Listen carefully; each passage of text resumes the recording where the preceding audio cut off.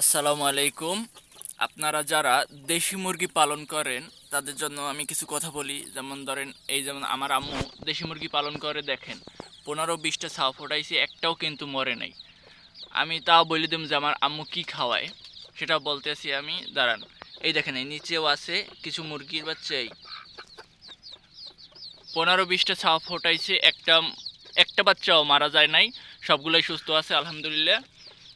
আমার আম্মু যেটা খাওয়ায় সেটা হলো মুরগি ফোটানোর পরে, বাচ্চা ফোটানোর পরে যখন ছোট থাকে 2-3 দিন বয়স, তখন খাওয়ায় লেবু, খাওয়ায় লেবুর রস পানির সাথে, এই দেখেন এই পানির সাথে গুলাইয়ে তারপরে খাওয়ায়, লেবুর রসটা খাওয়ায়। প্রত্যেকটা মুরগির বাচ্চারই কিন্তু লেবুর রস দেয়।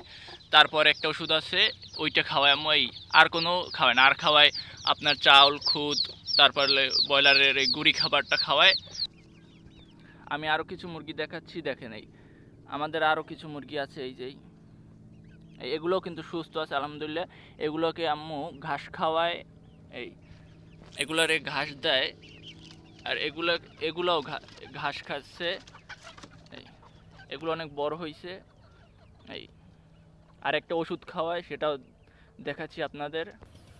আমার আম্মু যেটা খাওয়ায় এর পাশাপাশি লেবু খাওয়ায়, লেবুর পানি খাওয়ায়, আর যেটা ওষুধ খাওয়ায় সেটা হলেই ইরাজিন ভেট। এইটা খাওয়ায় দেশি মুরগির জন্য খুবই উপকারী।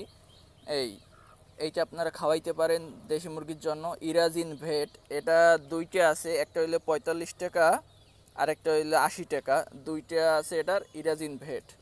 এটা খাওয়াইতে পারেন, আলহামদুলিল্লাহ সুস্থ থাকবে মুরগি।